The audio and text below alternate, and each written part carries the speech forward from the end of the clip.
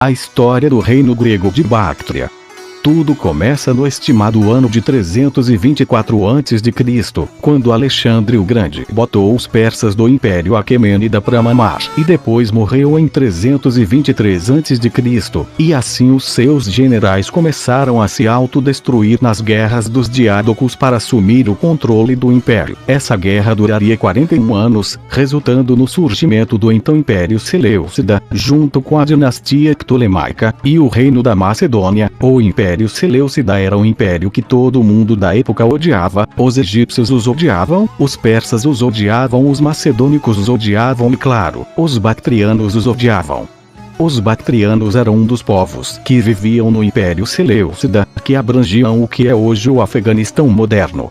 Eles ficavam na cidade de Bactria, que era uma cidade muito rica. Seu dinheiro vinha principalmente do comércio, sendo localizado direto na Rota da Seda, que está entre a Índia e a China, dois países muito ricos e prósperos. A região de Bactria tornou-se o reino grego de Bactria, em cerca de 256 a.C. E é aqui que começamos nossa história, quando Diodotos I se rebelou contra Antíoco II do Império Seleucida, pois ele estava fazendo um mau trabalho na manutenção do império, e só percebeu isso quando já era tarde demais. E para os próximos anos, Diodotos I e seu filho Diodotos II foram muito bem-sucedidos em manter a estabilidade do reino, e até mesmo expandir seu território ao oeste. E enquanto o Império Seleucida estava morrendo lentamente com o surgimento dos partas, que estavam dominando o império aos poucos, tudo estava indo bem para o reino grego de Bactria, até que o Diodotos I e seu filho morreram em 230 a.C., assassinados por um governador local chamado Eutidemos I. Porém, infelizmente, isso não causaria uma agitação pública ou uma instabilidade política, porque Eutidemos era bastante popular entre o povo e seus políticos. Depois disso, o reino se expandiu um pouco ao norte, sob comando de Eutidemos. Isso soou ótimo, pois vocês sabem que quanto mais terras, melhor. Porém, isso acabaria sendo ruim para eles no futuro, porque agora o território do reino grego de Bactria se estendia sobre o rio Oxus, que era a única coisa que separava os gregos dos nômades, mais especificamente os citas, que eram um povo iraniano de pastores nômades, porém falaremos mais sobre eles depois. Além disso, alguém acaba de perceber que uma das suas províncias mais ricas acabou de se separar do império e quer ela de volta. Em 210 a.C., o Império Seleucida tentaria recuperar o seu território perdido e invadir os gregos bactrianos com um exército de 10.000 homens, e apesar de terem pouco sucesso na Batalha de Arrios, e conseguido cercar a capital de Bactra por 3 anos, os soldados do Império Seleucida estavam exaustos e morrendo de fome. Isso porque as linhas de abastecimento do império estavam sendo cortadas pelos nômades, e além disso os gregos bactrianos não pareciam estar sendo afetados pelo cerco. Então, sem muita alternativa, o imperador Antíoco III negociou um tratado de paz com os gregos bactrianos, aonde eles teriam que reconhecer oficialmente o reino dos gregos bactrianos, reconhecer Eutidemos como rei, e além de entregar todas as suas filhas e seus elefantes de guerra. Esse tratado de paz com os gregos bactrianos foi a despedida oficial da influência dos Seleucidas sobre o reino grego de Bactria, por estarem demasiadamente fracos para tentar algo no futuro, o que significa que agora os gregos bactrianos tinham liberdade para fazer o que quisessem na Ásia.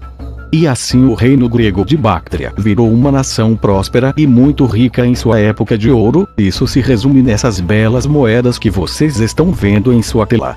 O reino grego de Bactria veria muitas riquezas em seu território, porque ao contrário dos dias modernos, essas áreas do mundo já foram extremamente verdes, com todas as coisas boas que as áreas verdes do mundo traziam, como comida, solo e minérios como cobre, ferro e esmeraldas. Isso também significava que essas coisas poderiam ser negociadas em uma grande quantia graças à ajuda da Rota da Seda e outros poderes como o Império Maurya, Xiongnu e as tribos nômades, criando um destino favorável para o comércio e as culturas se misturarem. E por falar em cultura, a cultura grega ou cultura helênica não foi introduzida na cidade de Bactra por causa de Alexandre o Grande. Em vez disso, foi por causa dos Aquemênidas. Isso porque o Império Persa era bastante multicultural e tinha uma influência muito forte da minoria grega. Então os Aquemênidas pegaram algumas comunidades rebeldes gregas e jogaram eles em Bactria como punição. E assim que Alexandre conquistou essa área dos Aquemênidas, foi muito mais fácil implementar a cultura helênica no local por causa do tamanho da população grega. Então basicamente o reino de Bactria era um reino totalmente helênico com uma população grega extremamente grande. Poderia até ser sido uma das cidades-estados da Grécia do século II a.C., de tão semelhante que era seus fundadores.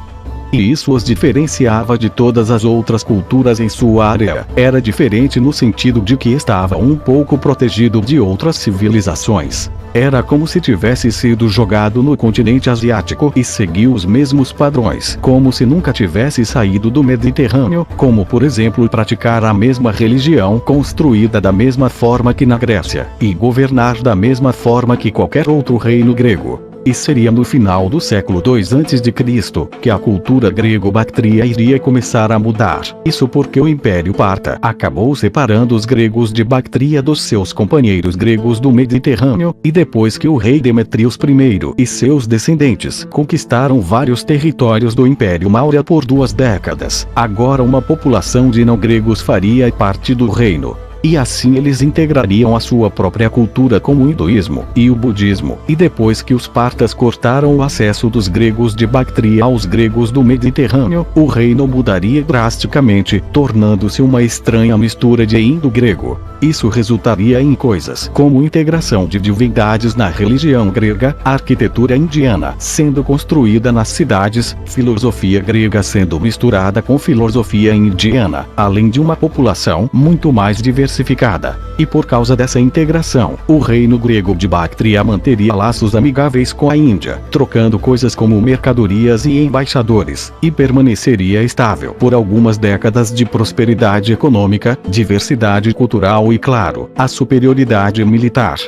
Mas agora vamos falar dos citas. Os citas, como eu disse anteriormente, eram um povo de pastores iranianos nômades. Porém nem todos eles eram assim. Existiam também aqueles que sempre escapavam de pequenos crimes, como roubo e classificações leves. Porém ainda assim os nômades eram na realidade para a maioria das civilizações que ficavam na Ásia uma ameaça existencial, que estariam sempre sob constante ameaça e campanha de invasões possivelmente fatais, que poderiam atrasar qualquer grande império por centenas de anos, e mergulhar civilizações inteiras em horríveis eras cheias de instabilidade, crueldade e o colapso constante.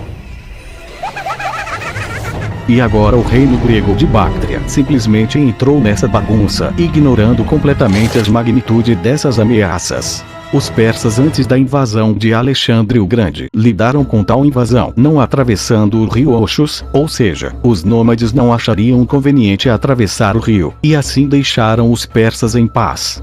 Agora o fato de que os gregos bactrianos terem um território sobre o rio Oxus fez com que se tornassem alvos para que tais invasões ocorressem. Porém, antes de qualquer invasão por parte dos nômades, o reino grego de Bactria começou a desmoronar por dentro, porque a invasão começou com um ambiente político perfeitamente harmonioso. Houve uma espécie de guerra civil entre a legítima dinastia Eutimedos e a dinastia usurpadora de Eucratides, que derrubou a outra em 171 a.C., que resultou em uma fratura muito grave ao reino. Isso o tornou um alvo principal para o Império Parta, que sob Mitridates I, declarou guerra ao reino grego de Bactria em 150 a.C., anexando a Bactria Ocidental. Em 145 a.C., Eucratides I, o novo rei, foi assassinado por Eucratides II, que não iria desfrutar da coroa, porque ele começou mais uma guerra civil, eventualmente sendo destroçado por Eliútlis I.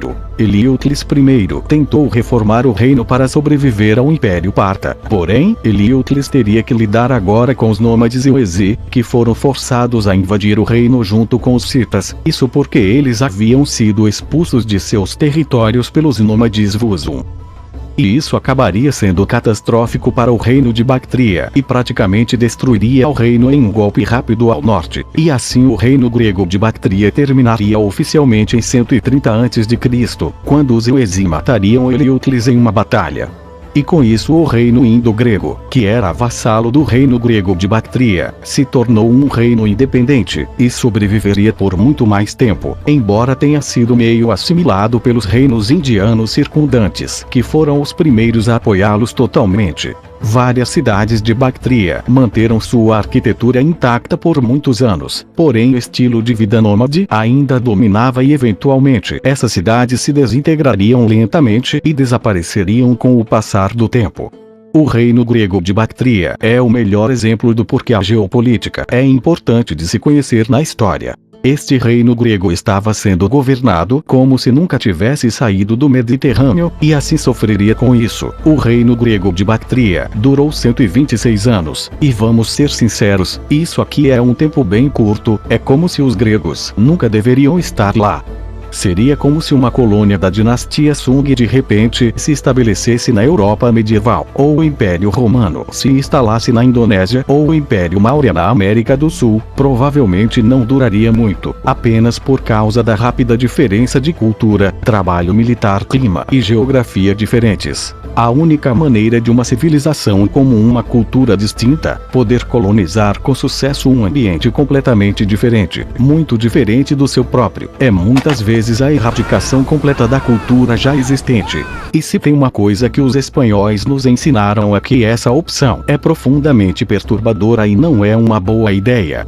Ainda assim, é incrível ver uma cultura helênica tão forte conseguir existir em uma área tão pouco ortodoxa, e manter essa cultura por mais de um século contra todas as probabilidades. E não devemos esquecer o reino grego de Bactria, porque a ideia de gregos no Afeganistão é um fato estranho muito legal, além de que precisamos de mais pessoas para entender essa cultura e escavar essas moedas brilhantes, porque elas não vão se escavar sozinhas.